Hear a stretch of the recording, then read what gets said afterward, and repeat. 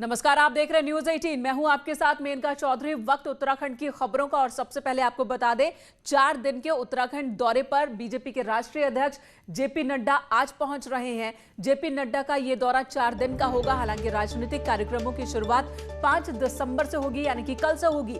आज JP Nadda helicopter से सीधे हरिद्वार पहुंचेंगे, जिसके बाद हर की पैड़ी पर गंगा पूजा और आरती में शामिल होंगे और इसके बाद हरिद्वार के शांति कुंज में उनका कार्यक्रम है।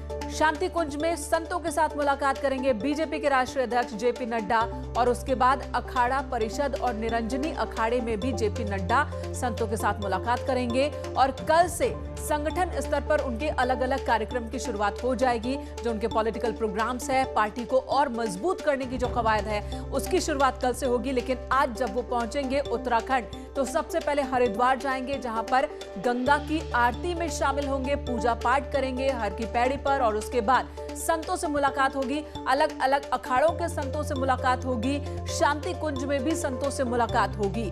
कुंभ भी होना है, अगले साल की शुरुआत में ही कुंभ होना है, उस पर भी चर्चा हो सकती है। और साथ ही पार्टी को किस तरह से और मजबूत बनाया जाए उत्तराखंड में, इस पर चर्चा होगी। पूरे देश में 120 दिन की यात्रा पर निकल रहे हैं बीजेपी के राष्ट्रीय अध्यक्ष जेपी नड्डा।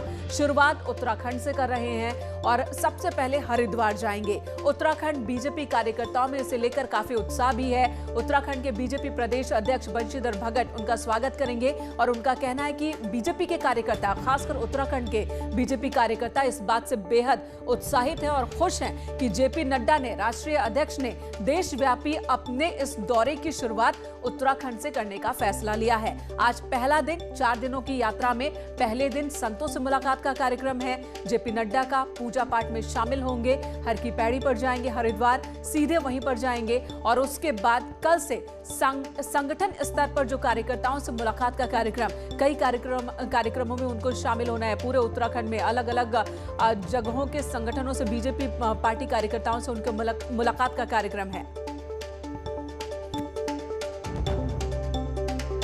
तो जेपी नड्डा का 4 दिनों का उत्तराखंड दौरा, आज पहला दिन। आज वो 1 बजे के आसपास पहुंचेंगे और उसके बाद सीधे हरिद्वार के लिए रवाना हो जाएंगे। हवाई रास्ते से ही हरिद्वार भी पहुंचेंगे। सुनील नवप्रभात देहरादून से हमारे साथ जुड़ चुके हैं। सुनील, आज जेपी नड्डा का, बीजेपी के राष्ट्रीय अध्यक्ष का, किस तरह का कार्यक्रम है, शेड्यूल क्या है?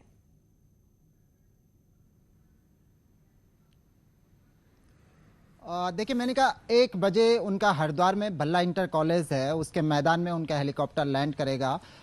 उसके बाद वो शांति कुंज हरिद्वार जाएंगे और कुछ देर वहाँ पर साधु संतों से मुलाकात करने के बाद वो शाम को हर की पौड़ी में गंगा आरती में शामिल होंगे। गंगा पूजन का भी उनका कार्यक्रम है और इसके बाद निरंजनी अखाड़ा और अखाड़ा परिषद के साधु संतों के साथ भी उनकी मीटिंग है, उनसे बातचीत करेंगे वो हरिद्वार में रहकर। उनके दौरे के लेकर यहाँ संतों के साथ जो मुलाकात है, ये किस तरह की मुलाकात है? क्या कुंभ को लेकर इस दौरान बात होगी? क्या पॉलिटिकल चर्चाएं भी हो सकती है? किस तरह की ये मुलाकात है?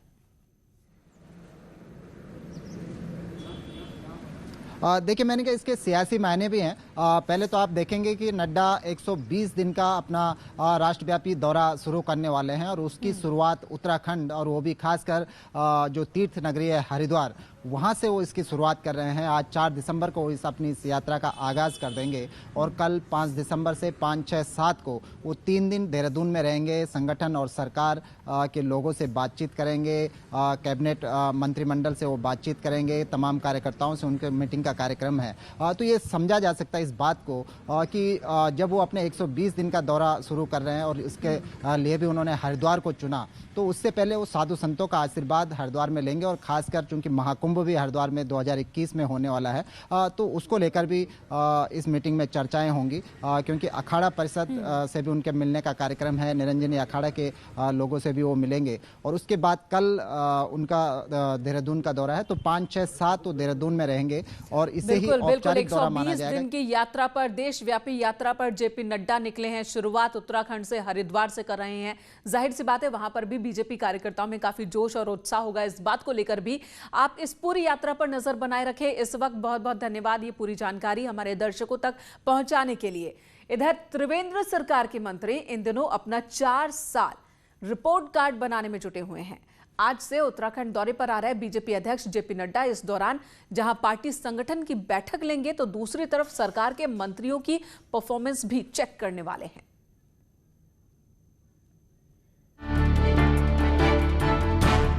बीजेपी के राष्ट्रीय अध्यक्ष जेपी नड्डा 5 दिसंबर को देहरादून पहुंचेंगे तो सबसे पहले मंत्रिमंडल के साथ मीटिंग करेंगे। 2 घंटे तक चलने वाली इस मीटिंग में नड्डा प्रदेश की समस्या, चुनावी स्थिति और सरकार की योजनाओं पर चर्चा करेंगे। इस दौरान विभागवार मंत्रियों की परफॉर्मेंस पर भी फोकस रहेगा। इसी को देखते हुए मंत्री इन दिनों अपना रिपोर्ट कार्ड तैयार करने में जुटे हुए हैं। मंत्रियों से कहा गया है कि वो अपने विभागों की उपलब्धियों की पूरी सूची तैयार करें। सफल दौरा इस रूप में रहेगा जो पार्टी संगठन के लिए एक ऐसा मार्गदर्शन के रूप में रहेगा कि आने वाले समय में और ऊर्जा के साथ काम को हम आगे बढ़ाएंगे।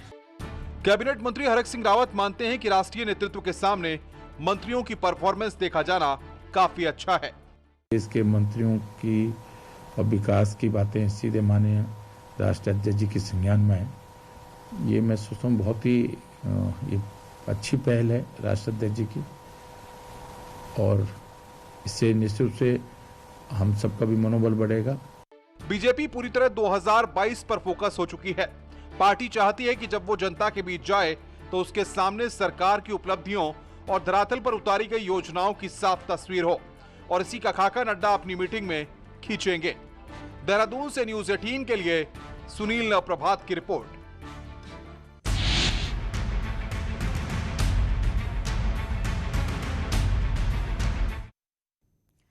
इधर सीएम त्रिवेंद्र सिंह रावत आज देहरादून जिले में दीनदयाल उपाध्याय सहकारिता किसान कल्याण योजना का शुभारंभ करेंगे और इस योजना के तहत राज्य का सहकारिता विभाग किसानों को 3 लाख रुपए तक का लोन 0% ब्याज दर पर उपलब्ध करा रहा है। दोपहर 2 बजे सीएम करीब 700 किसानों को खुद लोन बांटेंगे। इससे पहले गुरुवार को सहकारिता मंत्री धन सिंह रावत ने कार्यक्रम स्थल का निरीक्षण किया था, व्यवस्थाओं का जायजा लिया था।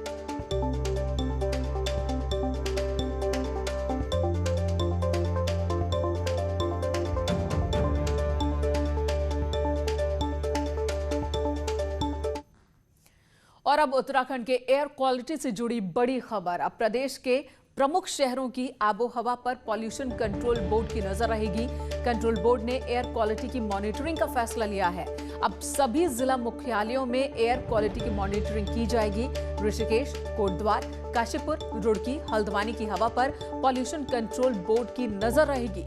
हवा में बढ़ते प्रदूषण को देखते हुए ये फैसला लिया गया है।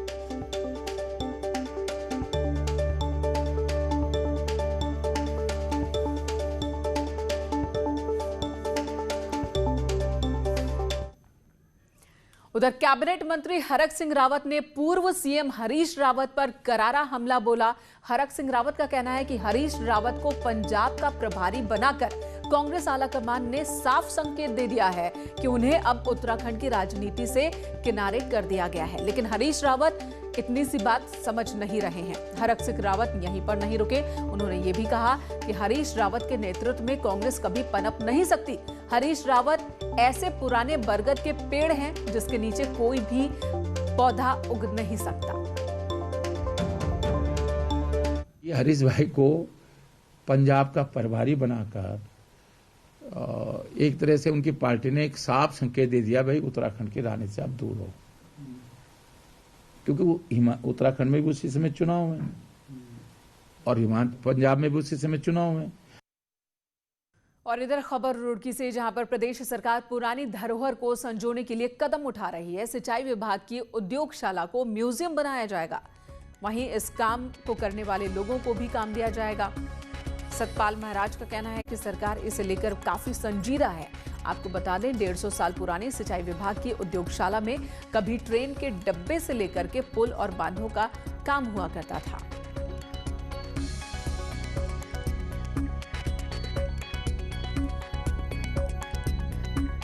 उनको काम दिया है। हमारे जो ग्लेशियर्स हैं, जहां पर पहाड़ों में जो, जैसे आपने देखा होगा 2013 के अंदर त्रासदी हुई, तो ग्लेशियरों का अध्ययन करवा रहे हैं। वो पूरा काम दिया है, उसका पैसा भी जा रहा है।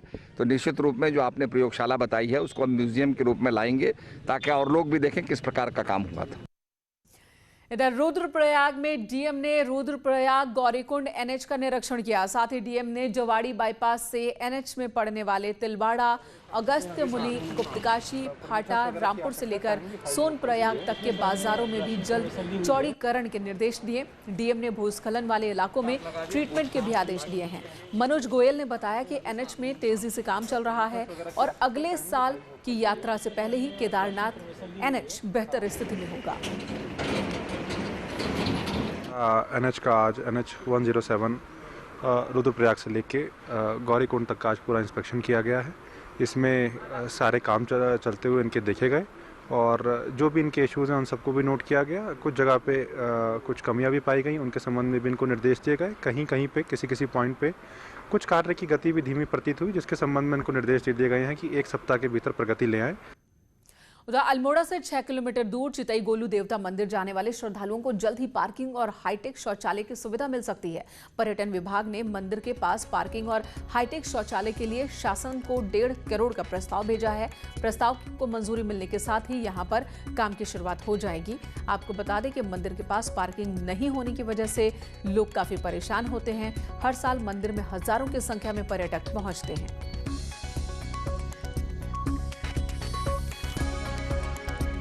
हमने विकसित करने के लिए site development plan, parking, toilet और उसके आसपास के स्थल को विकसित करने के लिए 1 करोड़ 50 लाख रुपए की योजना को हमने उत्तराखंड पर्यटन विकास परिषद को भेजा है, जिसका फंडिंग हमें उम्मीद है कि 13 डिस्ट्रिक्ट 13 डेस्टिनेशन के अंतर्गत हो जाएगा। इधर सर्दियां शुरू होते ही एक बार फिर देहरादून ऋषिकेश हाईवे हाथियों के झुंड की वजह से खतरनाक हो गया है। सुबह शाम कभी भी हाथी रोड पर आ रहे हैं। सुरक्षा के लिहाज से वन विभाग ने सतर्कता बरतनी शुरू कर दी है। रोड पर चलने वालों के लिए वन विभाग की सुरक्षा में कानबाई सिस्टम की शुरुआत की गई है, जिससे जान माल को कोई नुकसान ना हो। आपको बता दें, पानी की तलाश में हाथियों का झुंड इन दिनों रोड पर आ रहा है। ऋषिकेश देहरादून हाईवे पर हाथियों के अत्यधिक संचालन से हमारे द्वारा लगातार गश्त की जा रही है और जैसी सूचना प्राप्त होती है हमारी विभागीय टीम मौके पर पहुंचती है। इधर पिथौरागढ़ पुलिस ने एक बड़े मामले का खुलासा किया और पिथौरागढ़ के दौला निवासी जयंत को मारने की सुपारी गुरुग्राम निवासी सुनील बेदी ने दी थी। इस बात का खुलासा पुलिस ने कर दिया है। जयंत और सुनील बेदी की बेटी एक दूसरे से प्यार करते थे और शादी करना चाहते थे, लेकिन सुनील को यह रिश्ता पसंद नहीं था। तब सुनील ने जयंत को मारने के लिए लड़की के मामा को 5 लाख की सुपारी दी। लड़की के मामा ने गाजियाबाद के सज्जन और दिल्ली के नितिन को सुपारी दी। इन दोनों ने ही 21 नवंबर को पिथौरागढ़ के दौला में जयंत पर फायर किया था, लेकिन जयंत ने किसी तरह से अपनी जान बचा ली। पुलिस के मुताबिक इस मामले में 4 लोग आरोपी हैं, जिनमें से 2 को गिरफ्तार कर लिया गया है। तीसरे आरोपी यानी कि लड़की के मामा को दिल्ली में गिरफ्तार किया जा चुका है।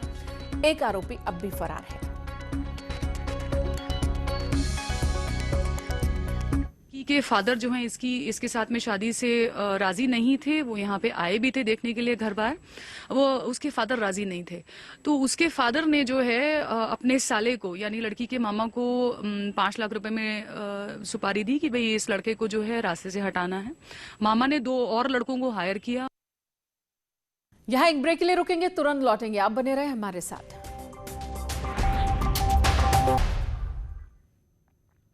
पहाड़ों पर जड़ी बूटियों का भंडार छिपा है और ऐसे में कई महिलाएं और आजीविका संगठन इसका इस्तेमाल स्वरोजगार के लिए कर रही हैं। इन्हीं में से एक है सीलबट्टे से पिसा हुआ नमक, जिसे स्थानीय भाषा में नून कहते हैं, जो कई महिलाओं के लिए वरदान साबित हो रही है।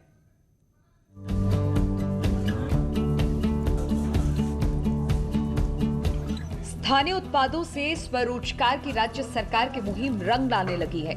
अल्मोड़ा के हवालबाग में महिलाएं सिलबट्टे से तरह तरह के नमक पीसकर पैकिंग कर रही हैं। महिलाएं तिमूर, लहसुन, तुलसी, पुदीना, भंजीर का नमक तैयार कर रही हैं। वहीं आजीविका परियोजना महिलाओं के उत्पाद को बाजार देने का काम कर रही है। और यहाँ पे हम 7 प्रकार का नमक हमने तैयार किया है। आप देखोगे तो आपको भी अच्छा लगेगा कि अलग अलग प्रकार के, और उसमें महिलाओं को रोजगार मिल रहा है। और ये अच्छी बात है कि 100 ग्राम का जो है काफी अच्छा रेट हमें मिलता है उसमें। महिलाएं भी अपने घर का काम निपटाने के बाद नमक पीसने और उसकी पैकिंग कर रही हैं, जिससे महिलाओं को अपने घर के पास ही रोजगार मिल सके, जिससे महिलाएं भी काफी खुश हैं। और एक तो हम भांग का नमक बना रहे हैं, और एक हम बना रहे हैं पुदीना वाला नमक बना रहे हैं, और अब एक बना रहे हैं हम जीरा वाला नमक बना रहे हैं, और 3-4 प्रकार के बना रहे हैं, और एक बना रहे हैं हम खाली लहसुन हो गया, मिर्च हो गया, ये अलग बना रहे हैं। 4 प्रकार का नमक बना रहे हैं। पहाड़ में ऐसी कई जड़ी बूटी है जिनका इस्तेमाल कर स्वरोजगार किया जा सकता है। फिलहाल इस बुलेटिन में इतना ही। ब्रेक के बाद भी खबरों का सिलसिला जारी रहेगा।